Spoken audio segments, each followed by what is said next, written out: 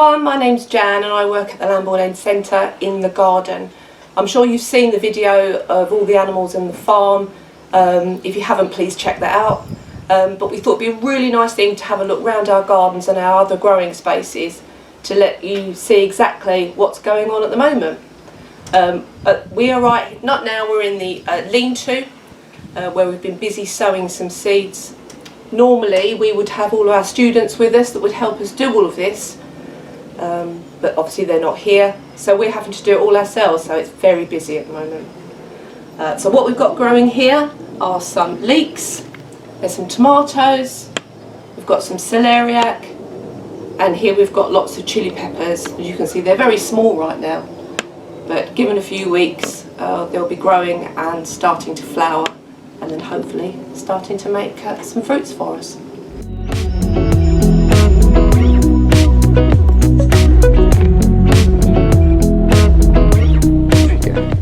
So some plants that we grow are annuals. That means we grow them every year from seed.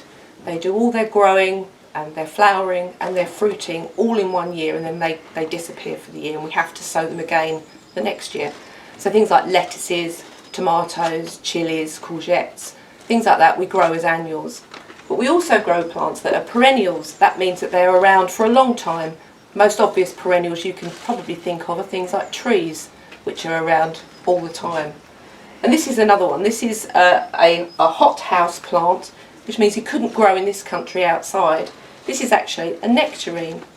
So as you can see, it's growing in a pot. It stays here all year round, loses its leaves, just like a tree does in the winter time, and then puts on lots of lovely pink flowers, which are just starting to fade now. And then once we pollinate those, I don't know if you can see, but we've actually got some fruit growing, so hopefully in the summer some beautiful juicy nectarines.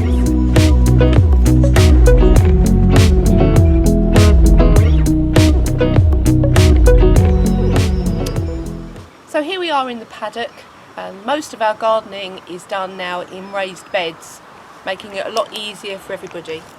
Can anybody tell me what this is, I wonder? Anybody recognise this? These, if you don't know, are onions. So we planted these as sets, which are tiny onions that we sow in the autumn time. And as you can see now, they're growing really, really well. These will be ready to harvest at the beginning of the summer. So how we harvest them, pull them up, lay them on the ground, just to give them a chance to dry out, giving them that crispy skin on the outside that you see when you buy them in the shops. And then they're really good. They'll store for quite a long time. As you can see, they're a nice whole bed of onions growing away nicely.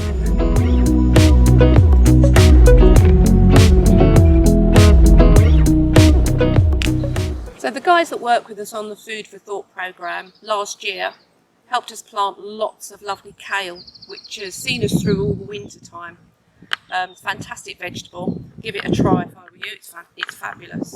As you can see now, all of this kale has started to go to flower, which means that it's not really any good for us anymore to eat. It won't taste very nice for us to eat. But we've let it go to flower for two reasons mainly.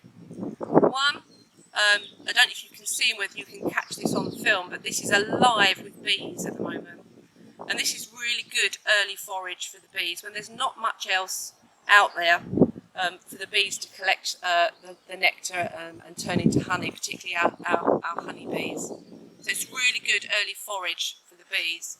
And secondly, once they're done foraging, we can rip all of this up, and this will make fantastic food for some of the animals on the farm, perhaps some of the animals that are now inside waiting to give birth, or where the grass is not so good for them.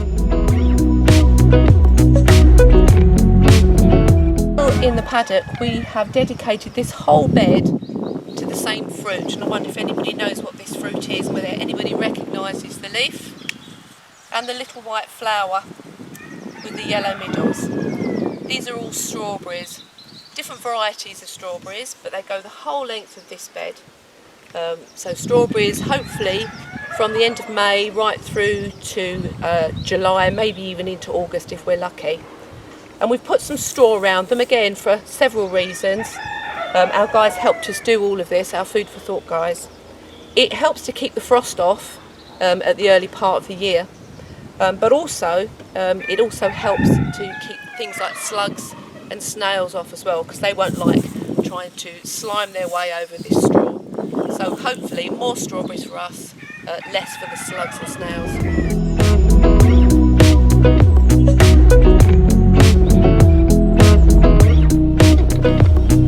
So we're now in the garden, the area that we call the garden, which is the orchard end of the garden, orchard meaning trees. And most of what you can see around you are our fruit trees, greengages, apples, pears. And this is the first one to come into flower. And this is our edible cherry, our sweet cherry.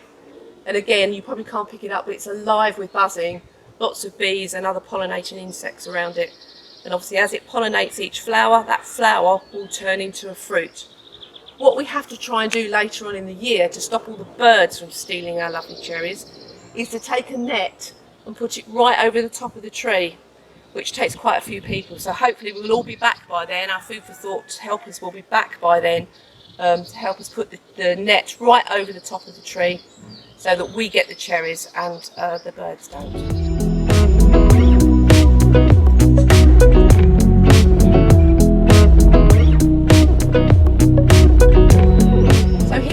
In the Polytunnel, which is another indoor growing space on the garden. And indoor growing spaces like this are really useful. We can grow plants in here that wouldn't normally survive in the UK because it's not warm enough. And obviously inside here, trust me, it's an awful lot warmer than it is outside at the moment. And secondly, it means that we can start things off earlier than they would normally be able to grow. So we've started off some early salads and some peas, so hopefully they will be ready earlier than they would normally be if they were outside.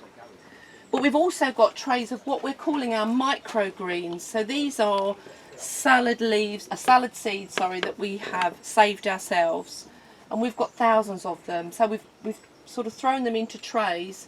They're growing nicely, and we won't allow them to sort of grow into whole lettuces. What we'll do is we'll cut them really early and just use them as a really nice microgreen, so full of lovely vitamins and minerals those, and get them super early. So this is our chard bed in the garden, and again it is one of those annual plants, but because we've just dedicated a whole bed to it, what happens is that the seed germinates, grows, it flowers, it sets its seed, the seed drops on the ground and then it grows again. So we've just got a perpetual bed of chard virtually through the summer, and this has really lasted us throughout the winter time as well, which is excellent. One of the other jobs we've been doing this winter is turning the garden into a whole raised bed area. We had some areas that were just open areas for gardening, but we just thought for clarity and for ease it'd be really good just to have the whole garden as raised beds. So we've been very busy, even though the weather up until now has not been particularly good. And again, our students have been helping us throughout the winter with that job, so take a look, I think you'll be impressed.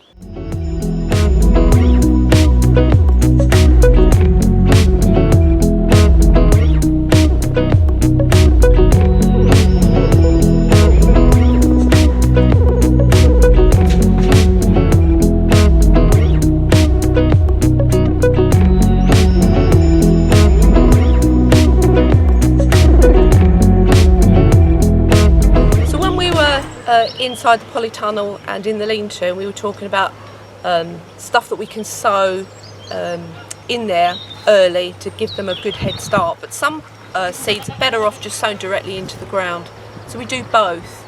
And hopefully you can see this, but there's a line here of little green plants just popping their heads above the soil, and we put in our lines here, our baler twine lines, just so that you can see much more easily when the plants start to come up. It's a lot easier then to distinguish them between something else that's a weed that might look very much like the thing you're trying to plant. So this is why we keep the lines in. And again, our Food for Thought guys helped us sow these. These were sown about 4 or 5 weeks ago. They're just coming up now, and this is spinach. So what we try and do with a lot of our crops is not just sow it and forget it, but to sow, say, half the bed, and then a few weeks later we'll sow the other half of the bed, and that's to make sure that all the crops aren't ready all at the same time. It's called successional sowing, so we'll get some ready that we can pull and eat, whilst the rest of it is still growing. So we're back here in the paddock, and I said earlier on that most of the areas that we now garden is raised beds, but the exception to that is some of our soft fruits. Soft fruits like these are josta berries, and a josta berry is a cross between a blackcurrant and a gooseberry, so it looks like a small gooseberry, but that's the colour of a blackcurrant. So, and the taste is amazing. But some of these, obviously, we couldn't grow these in raised beds. So we have a whole patch down here at the bottom of the paddock where a lot of our soft fruit is. And these will start to fruit in end of June through July. They're lovely to eat just as they are.